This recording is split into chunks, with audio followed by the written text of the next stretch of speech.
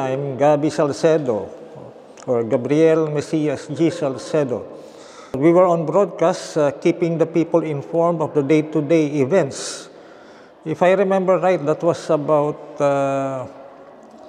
February 21 or the 22nd, 1986. So we are just doing our thing, doing our news reports here. Then we received information that then Defense Minister Juan Ponce Enrile and then Armed Forces Chief General Fidel Ramos has bolted out of the Marcos administration. In short, they announced their separation from the government of then President Marcos. So they stayed put at Camp Aguinaldo, where they said that they have withdrawn their recognition. They have withdrawn, they repudiated the legitimacy of the Marcos regime at that time.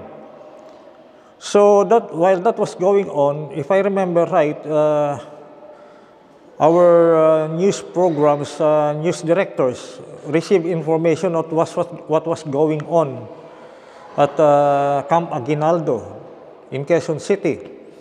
So we immediately went then, if I remember, that's me and Henry Umaga Diaz. So when we arrived, there were already a number of anchors, journalists, interviewing Minister Enrile. So that was the time where he formally answered the questions of the journalists of his plans. Because as I've said, he already issued a repudiation of the legitimacy of the Marcos government at that time.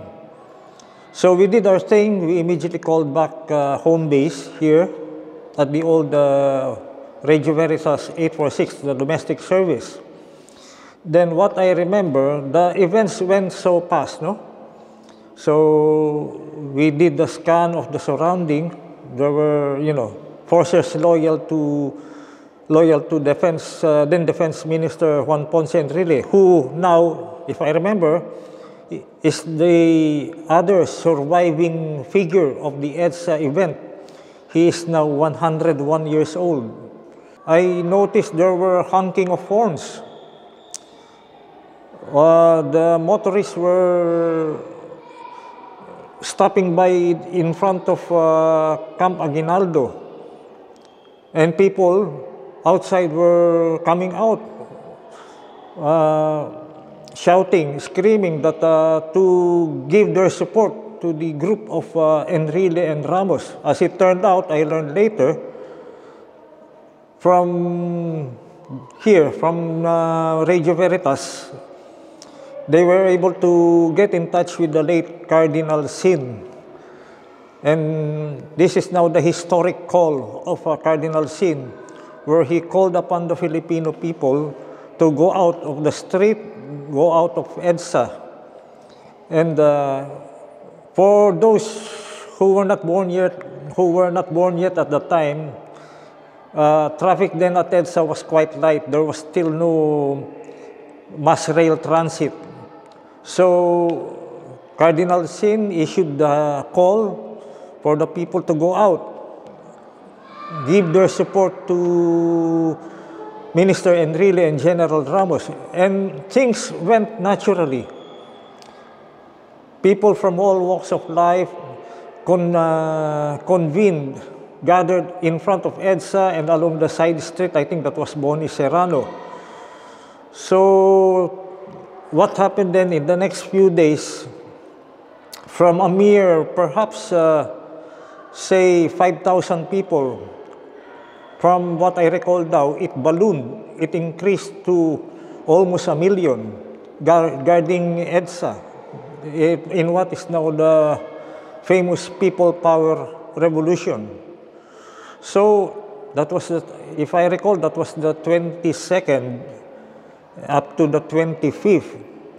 So We did our job, we followed through, but I remember I was still at Camp Aguinaldo at the time when suddenly the signal east out, conked out, in other words. It was then I learned that soldiers loyal to the Marcos regime attacked the transmitter of the old Radio Veritas Domestic 846 in Malolos, Bulacan.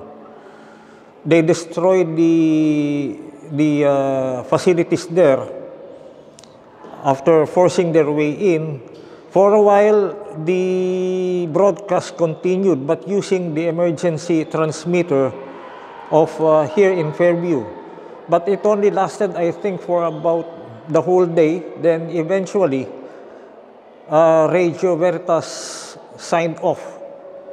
But for me, the job has been done. It was accomplished with that historic, famous call of Cardinal Sin for the people to come out and support. I would say that if Veritas ought to be remembered, it very simple. It became the voice of freedom. Radio Veritas was there for the people, and I think that that should be the way Veritas, both Radio Veritas Domestic and for Radio Veritas Asia should be remembered. The voice of freedom, the voice of Asian Christianity.